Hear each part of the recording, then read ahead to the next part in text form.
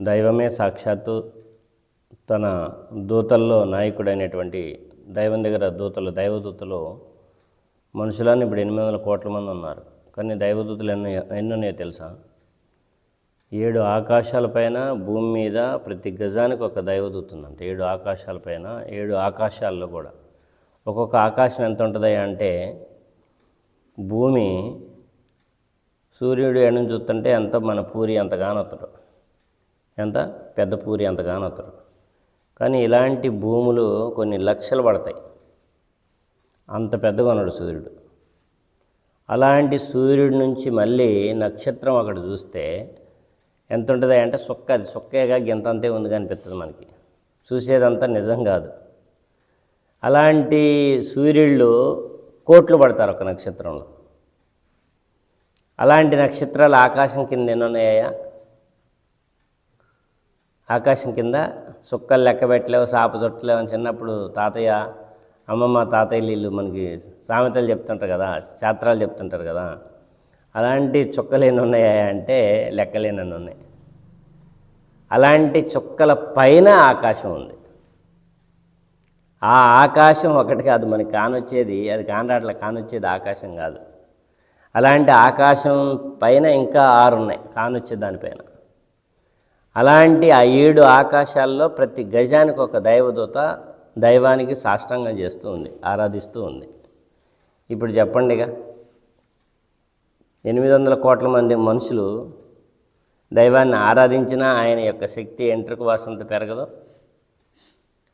ఆయన ఆరాధించకపోయినా ఆయన శక్తి ఎంట్రుకు వాసంత తగ్గదు. ఎందుకంటే భూమి ఆకాశాలని పుట్టించక ముందు ఆయన ఉన్నాడు, భూమి ఆకాశాలని అంతం చేసిన తర్వాత కూడా ఆయన ఉంటాడు.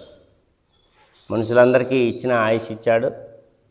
ఎంతవరకు ఈ యుగాలు, కలియుగం ఇది నడుస్తుంది, ద్వాపరయుగం ఇవన్నీ కదా, త్రేతాయుగం, ద్వాపరయుగం, కలియుగం అని. ఈ యుగాలు అయిపోయిన తర్వాత ఈ భూమి ఆకాశాలని పరిసమాప్తం చేసిన తర్వాత కూడా ఆయన ఉంటాడు. ఇది ఖురాన్ చెప్తుంది, భగవద్గీత కూడా చెప్తుంది, బైబిల్ కూడా చెప్తుంది. ఇక్కడ జ్ఞాన విజ్ఞాన యుగంలో మనం భగవద్గీతలు అంతకుముందే చెప్పుకున్నాం. ఇది భూమి ఆకాశాలని పరాప్రకృతి, అపరాప్రకృతి అని 2 ప్రకృతులు ఉన్నాయి. ఈ ఏదైతే అపరాప్రకృతి ఉందో భూమి, ఇది పరాప్రకృతి నుంచి ఉద్భవించింది, పుట్టింది అని చెప్పి ఇంకా క్లియర్గా చెప్పాడు అక్కడ.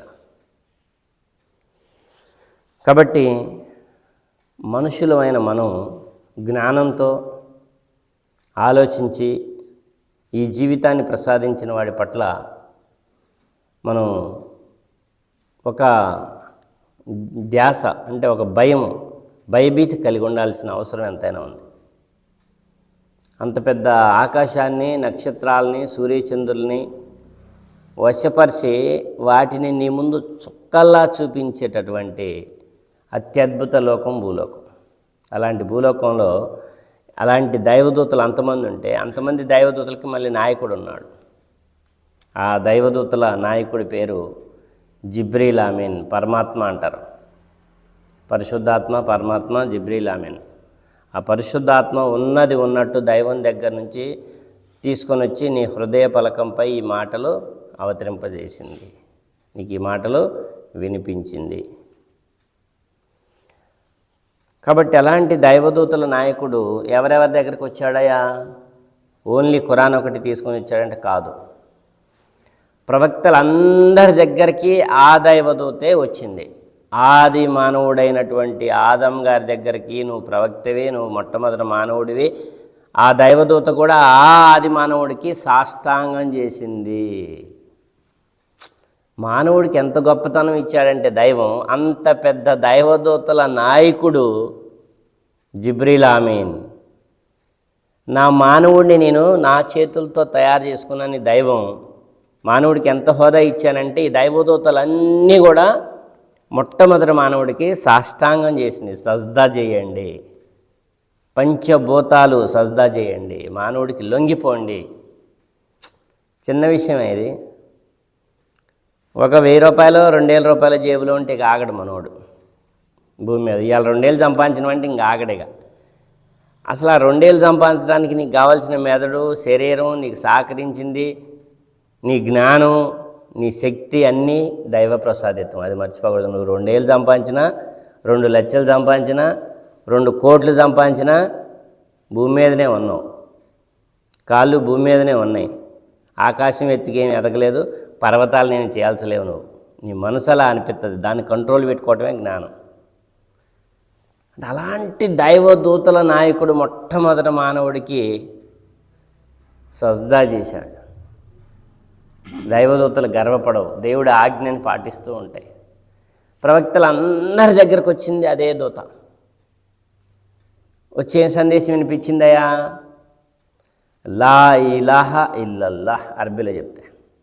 ఏ ప్రవక్త ఏ భాష మాట్లాడుతారో ఆ భాషలో వాళ్ళకి సద్వచనాన్ని, దైవం తప్ప ఆరాధనకి ఇంకెవరు అర్హులు లేరు, దైవాన్ని ఆరాధించిన వాడు జ్ఞాని, ఈ భూలోక జీవితంలో అతను జ్ఞాని, అతని జీవితం సఫలం సాఫల్యం, అతనికి మాత్రమే మోక్షప్రాప్తి స్వర్గప్రాప్తి అనేటటువంటి విషయం ఆ దైవదూత ప్రవక్తలందరికీ, యుగ పురుషులందరికీ ఆ దైవదూత అందించింది, ప్రవక్తల దగ్గరికి వచ్చింది. అలాంటి దైవదూత ద్వారా ఈ దివ్య ఖురాన్ అవతరణ దైవ అనుగ్రహంచే జరిగింది. అర్థమవుతుంది కదా. అలాంటి దైవ గ్రంథంలో మొట్టమొదటి అధ్యాయం అల్ ఫాతిహా. 114 అధ్యాయాలు ఉన్నాయి. 114 అధ్యాయాల్లో మొట్టమొదటి అధ్యాయం పేరు అల్ ఫాతిహా. దానిలో 7 వచనాలు ఉన్నాయి. 7 వచనాలు తెలుసుకుందాం. రంజాన్ దగ్గరకు వస్తుంది, ఎంతవరకు వీలైతే అంతవరకు మనం తెలుగులో అర్థవంతంగా ఖురాన్ని తెలుసుకుందాం, అందరికీ తెలుపుదాం. బిస్మిల్లాహి రహమాన్ రహీం అంటే అనంత కరుణామయుడు అపార కృపాసురుడైన ఆ దైవం పేరుతో ప్రారంభిస్తున్నాను. దైవం మాత్రమే స్తుతింపదగినవాడు. ఏంటట స్తుతి అంటే ఏంటి? భక్తి, ఆరాధన.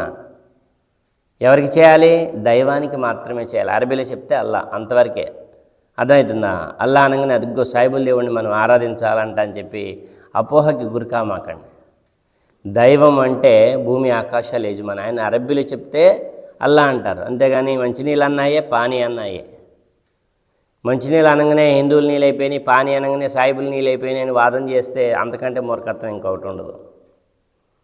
అలాగే ఆయన సకల లోకాలకు యజమాని. అల్హమ్దులిల్లాహి రబ్బిల్ ఆలమీన్ అర్రహమాన్ రహీం. సకల లోకాలకి యజమాని. భూమి కానొచ్చే భూమికి కాదు, నక్షత్రాలకి, ఆకాశాలపైన ఉన్న లోకానికి, భూమికి, భూమి కిందున్న లోకానికి, పాతాళ లోకం అంటారు కదా. 7 లోకాలు ఉన్నాయా, 7 14 లోకాలు ఉన్నాయా మనకి తెలియదు. ఈ లోకం ఒకటే మనకి తెలుసు. ఈ లోకంలో జ్ఞానంతో మెసులుకుంటే మరణం తర్వాత అన్ని లోకాలు, ఏ లోకానికి చూపించాలో దైవం చూపిస్తాడు. ఈ లోకాన్ని చూపించినోడు ఇంకో లోకాన్ని చూపిడా. ఈ లోకానికి నిన్ను పరిచయం చేసింది, ఈ లోకాన్ని నీకు చూపించింది ఎవరు? నువ్వే వచ్చినావా? ఊడిపడ్డావా ఏమన్నా? ఈ లోకానికి నిన్ను తీసుకొచ్చినోడు ఒకడు ఉన్నాడని నువ్వు మర్చిపోతే అంతకు మించిన అజ్ఞానం ఇంకొకటి లేదు. కాబట్టి దైవం మాత్రమే స్తుతింపదగిన వాడు. ఎందుకు అంటే ఆయన రబ్బుల్ ఆలమీన్, పోషకుడు. ఆయన నీ పోషకుడు. నీ శరీరాన్ని ఇచ్చి నీకు ఆకలి పెట్టి 3 సార్లు అన్నం తినిపిస్తున్నాడు. మెతుకు రావాలి అంటే చినుకు కురవాలి. చినుకు కురిపిస్తూ మెతుకు లేపుతూ 3 పూట్ల మనని ఆహారం మనకి తినిపిస్తున్నవాడు.